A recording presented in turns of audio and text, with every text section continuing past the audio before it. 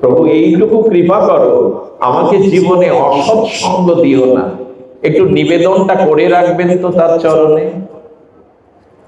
দেখবেন সৎসঙ্গ না হলে রাবণের গুরুদেব ভগবান শিব, রাবণ বেদজ্ঞ তপস্বী, বিশ্বের সমস্ত দেব দেবীও যাকে ভয় ভীত হয়ে করজোড়ে দাঁড়িয়ে থাকে, সেই রাবণের পতন হলো সৎসঙ্গকে অবজ্ঞা করায়।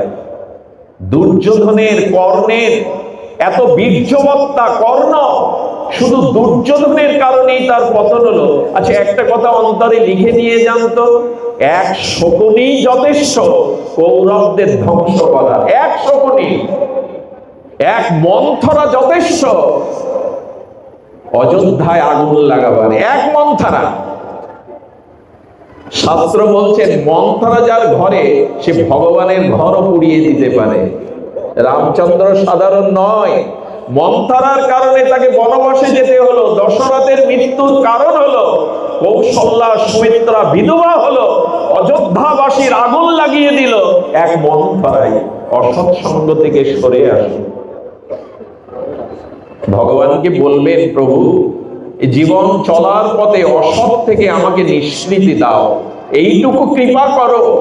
প্রার্থনা মঞ্জুর হলে আপনি জীবনের লক্ষ্য পূরণ করতে পারবেন। অনুরোধ করি। আচ্ছা, অসৎ সঙ্গের সংজ্ঞা কি? যে দৃশ্য দেখলে, যে কথা শ্রবণ করলে, যে বস্তু ব্যক্তি প্রতিষ্ঠানে গেলে মন ঊর্ধ্বমুখী অন্তর্মুখী না হয়ে নিম্নমুখী হয়, ভোগমুখী হয়, সেটাই অসৎ। এর থেকে দূরে না আসলে ওই কালী পূজা, দুর্গা পূজা, নাম যজ্ঞ, তীর্থ পর্যটন, দান ধ্যান বাহ্যিক ভাবে এগুলি করলেও অন্তর আত্মা শুদ্ধ হবে না, চিত্ত শুদ্ধি হবে না, যতদিন অসৎ সঙ্গ থেকে আমরা দূরে না আসছি। এই জন্য আপনাদের কাছে বিশেষ অনুরোধ, অসৎ সঙ্গ থেকে দূরে থেকে জীবনের একটি লক্ষ্য নির্ণয় করুন। এই হলো প্রথম প্রকারণের জিজ্ঞাসার উত্তর, জীবনের লক্ষ্য, জীবনের উদ্দেশ্য। দ্বিতীয় প্রকরণে যায় আমরা। আপনাদের কষ্ট বেশি দেব না, অত্যাচার বেশি করব না, তবু এই তিনটি শাস্ত্র প্রকরণের জিজ্ঞাসার উত্তর আমরা নেব। দ্বিতীয় প্রকরণ হলো আমার সম্বন্ধ, আমার পছন্দ কাদের সাথে? আমার সম্বন্ধ কাদের সাথে? মা, সম্বন্ধটা ঠিক হয়েছে তো? একটা কথা মনে পড়লো, এই জগতে যত সম্পর্ক আছে জাগতিক, এই সম্বন্ধ প্রকৃত সম্বন্ধ নয়। পিতা মাতা, স্ত্রী পুত্র, কুটুম্ব, আত্মীয় স্বজন, বন্ধু বান্ধব, এই সম্পর্কটা ক্ষণস্থায়ী, অনিত্য, কালের দ্বারা কবলিত, এটি স্থায়ী সম্বন্ধ নয়। আচ্ছা, রঙ্গমঞ্চে, যাত্রা মঞ্চে, থিয়েটারে যিনি যে রোল করলেন, অভিনয় করলেন, ওই পোশাকে ওই রোল বাড়ি গিয়ে, বাজারে গিয়ে করে তো? করলে তাকে স্বাভাবিক ভাববেন না উন্মাদ ভাববেন?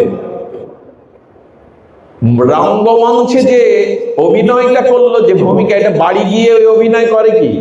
ওই পোশাকে, ওই পরিচয়ে। ভগবান বললেন, এই ভবটা রঙ্গমঞ্চ।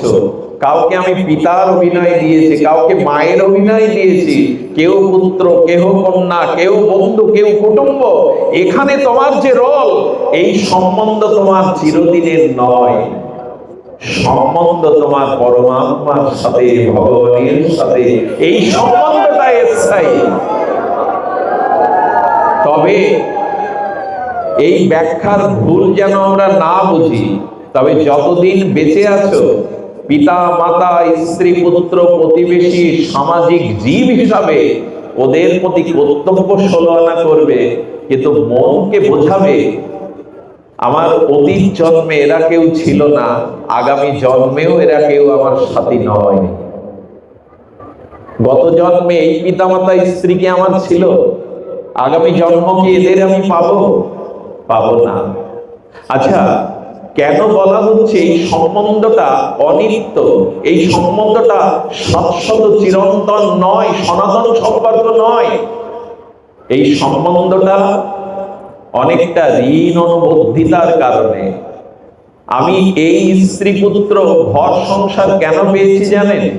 এদের কাছে কোন জন্মে ঋণ ছিলাম আমি, ওই ঋণ পরিশোধের জন্যই আমি ওদের কাছে এসেছি, ওদের নিজজন হয়েছি। আমার একটা ঘটনা মনে পড়লো, দিল্লিতে শেয়ার মার্কেটে দুই বন্ধু একবার 10 কোটি টাকা লাভ করে। যৌথভাবে শেয়ার মার্কেটে ব্যবসায় 10 কোটি টাকা লাভ হলে এক বন্ধুর মস্তিষ্কে পাপ বুদ্ধি জন্মালো। ওই বন্ধুকে হত্যা করে যদি এই 10 কোটি টাকা আমি ভোগ করতে পারি, আমার বংশধররা সুখে শান্তিতেই থাকবে। 5 তারা হোটেলে হোটেল বয়কে টাকা দিয়ে খাদ্যের মধ্যে বিষ মিশিয়ে বন্ধুকে হত্যা করলো। রাতের অন্ধকারে সমুদ্রে তাকে ভাসিয়ে দিল। 10 কোটি টাকা নিয়ে কলকাতায় এসে ফ্ল্যাট বাড়ি করলো, গাড়ি বাড়ি করলো, বিবাহ করে সুন্দরী রমণী আনলো। সুখের সংসারে 2 বছর পর ফুটফুটে একটা পুত্র সন্তানের জন্ম হলো। পুত্র সন্তানের বয়স 2, দুরারোগ্য অজানা রোগ দেখা দিল।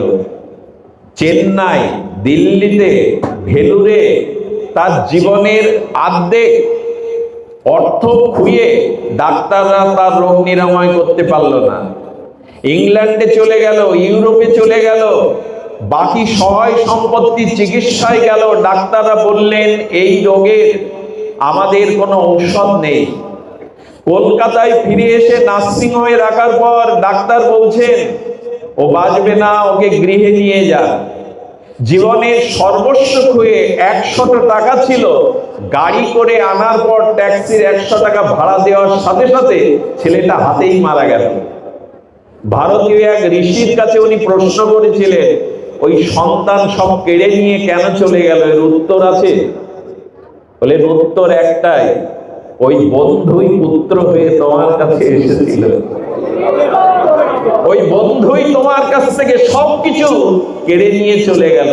আমাদের সাথে যাদের সম্বন্ধে জগতে আমি ঋণ ছিলাম তাদের কাছে, ওই ঋণ শোধ করবার জন্য আমি এসেছি। লক্ষ্য করবেন, মৃত্যুর পরে আমার সাথী কেমন কেউ হবে না। আমি একটা কথা বারবার বলি, আচ্ছা যে আমার ব্যথা নিতে পারে না সে আপন হতে পারে?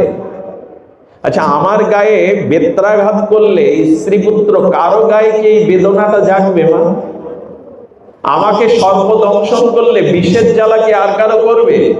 যে ব্যথা নিতে পারে না সে আমার শাশ্বত আপন হতে পারে না। বলে কে নিতে পারে? ভগবান ব্যথা নিতে পারে।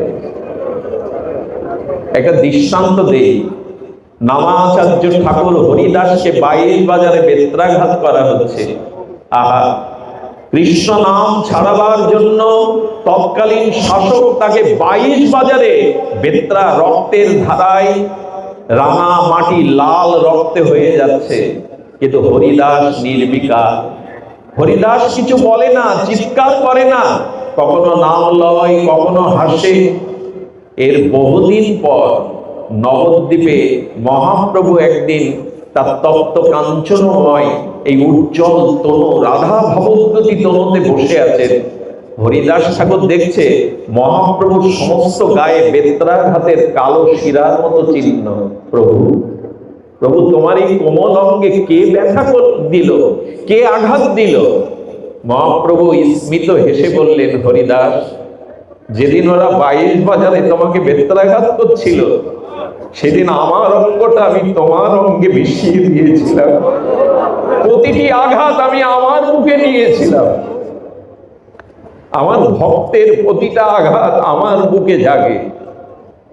আচ্ছা বলতে পারেন, শ্রীকৃষ্ণ চৈতন্য প্রেম ও পরতত্ত্ব জগৎলক্ষ্মী বিষ্ণুপ্রিয়া যার ঘরে, জগৎমাতা সচী দেবী যার ঘরে, দিগ্বিজয়ী কাশ্মীর পণ্ডিতকে, কেশব কাশ্মীরকে পরাজিত করে যে মহাপ্রভু দিগ্বিজয়ী, ভারতের অদ্বিতীয় শ্রেষ্ঠ পণ্ডিত, সেই মহাপ্রভু সুখময় শয্যা ছেড়ে সুরধনী গঙ্গার তীরে দাঁড়িয়ে দাঁড়িয়ে কাঁদছেন।